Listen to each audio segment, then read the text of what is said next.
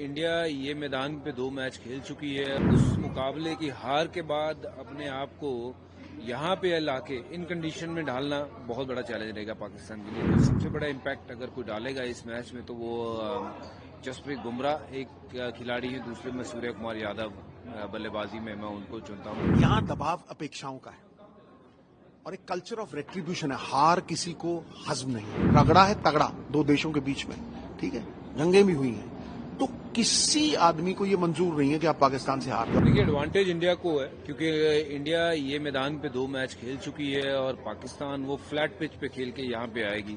पिछला मुकाबला जरूर पाकिस्तान हारा है यूएसए के सामने, और उस मुकाबले की हार के बाद अपने आप को यहाँ पे लाके इन कंडीशन में ढालना बहुत बड़ा चैलेंज रहेगा पाकिस्तान के लिए। तो एडवांटेज इंडिया के पास है और इंडिया अच्छा भी खेल रही है इस पिच के ऊपर। जहाँ थोड़ी सी समतल उछाल देखी है वहाँ सबसे बेहतर किसी ने अडॉप्ट किया है तो वो टीम इंडिया ने, और मुझे लगता है कि टीम इंडिया जो है इस मैच में फेवरेट है। इम्पैक्ट कौन प्लेयर, मुझे लगता है कि सबसे बड़ा इम्पैक्ट अगर कोई डालेगा इस मैच में तो वो जसप्रीत बुमराह एक खिलाड़ी है, दूसरे में सूर्य कुमार यादव बल्लेबाजी में मैं उनको चुनता हूं क्योंकि ये 2 खिलाड़ी अपने दिन पे मैच विनर हैं। ऑफकोर्स ऊपर से गेंदबाजी अच्छी हो, बल्लेबाजी में अगर नींव अच्छी बन जाए, विराट और रोहित अच्छी नींव रख दें तो फिर वारे नहीं आ रहे हैं। मुझे लगता है फिर कोई परेशानी का सबब बनेगा नहीं। यदि एक स्पिनर खेलना है तो मुझे लगता है कुलदीप यादव को खिलाना चाहिए क्योंकि कुलदीप विकेट टेकर हैं, उनके पास वेरिएशंस हैं। वेरज अक्षर पटेल मुझे लगता है कि उनको खिलाया गया है इसलिए क्योंकि 8 नंबर पे बैटिंग चाहिए टीम इंडिया को, और शायद इसी कंडीशन में जहां पे वो डर है या शंका है कि अगर ऊपर से 3 आउट हो गए तो फिर कहीं लेने के देने न पड़ जाए, तो इसलिए अक्षर पटेल को खिलाने का मतलब ये है कि बैटिंग थोड़ी और लंबी हो जाती है। बट अगर आप देखें तो 7 बल्लेबाज और 8वें पे अगर कुलदीप को भेजें और साथ में कुलदीप की गेंदबाजी जो है वो ज्यादा गेम में आ सकती है, उनको 2-3 विकेट भी लेके दे सकते हैं वो। देखिए, यहाँ दबाव अपेक्षाओं का है और एक कल्चर ऑफ रेट्रीब्यूशन है। हार किसी को हजम नहीं है।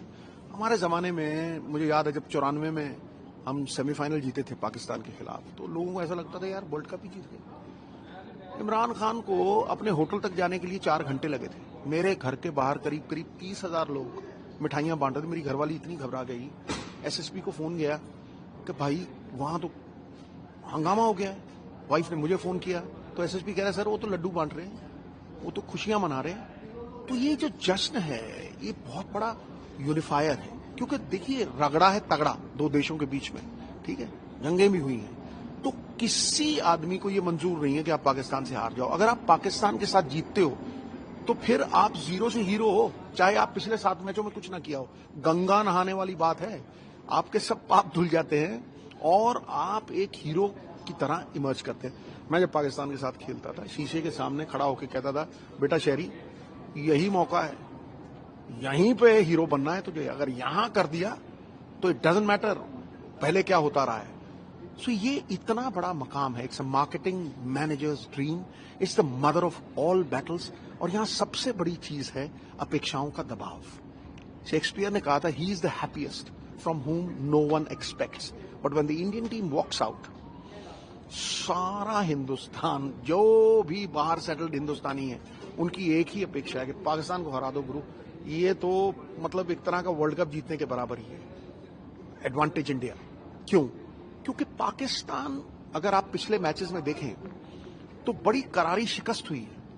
पहले इंग्लैंड से हार लिए, फिर वार्म अप मैचेस में हार लिए, और फिर यूएसए से एक टेस्ट प्लेइंग कंट्री का हार जाना, समझे नहीं, वो एक तरह का मानसिक घाव है। देखिए तलवार के घाव भर जाते हैं लेकिन मानसिक घाव जो है वो नासूर बन के खड़े रहते हैं। दैट्स नंबर 1 कि वो एक साइड इन द डिसेंट है, हार रहे हैं बहुत, फिर भी एक मर्क्यूरियल साइड है, पारा जैसे ऊपर नीचे होता है ना। ऑन द गिवन डे उनकी बॉलिंग इतनी अच्छी है, दे कैन बीट एनीबडी। दूसरी तरफ India is a side in the ascendancy, चढ़त में है, भारतीय टीम चढ़त में है। क्यों? पहले मैच में यहाँ 182 बनाए, वो मैच जीता, फिर दूसरे मैच में दूसरी टीम को 97 पे आउट करके फिर वो बड़ा आराम से चेस कर लिया, सब फॉर्म में है। तो मुझे लगता है कि एडवांटेज है और पाकिस्तान एक पंख की चिड़िया के बराबर है क्योंकि बैटिंग उनकी नहीं चल रही। दूसरी बात, हार के आ रहे हैं और यहां की कंडीशन से वो वाकिफ नहीं है।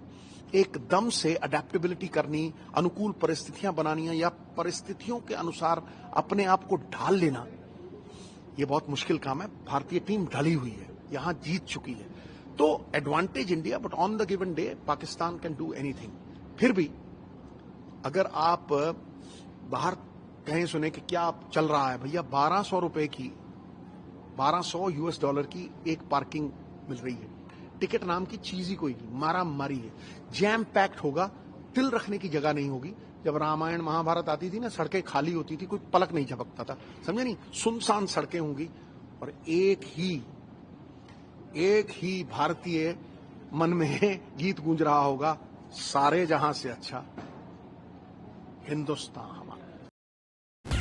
फास्टेस्ट क्रिकेट स्कोर अपडेट्स या सबसे डिटेल्ड स्टैट्स, क्रिकेट के अंदर बाहर की खबरें या हेल्दी डिबेट्स, सबसे एक्यूरेट एनालिसिस या फैंस का क्रेज, सबके लिए एक ही प्लेटफॉर्म, क्योंकि क्रिकेट मतलब क्रिकेट नेक्स्ट।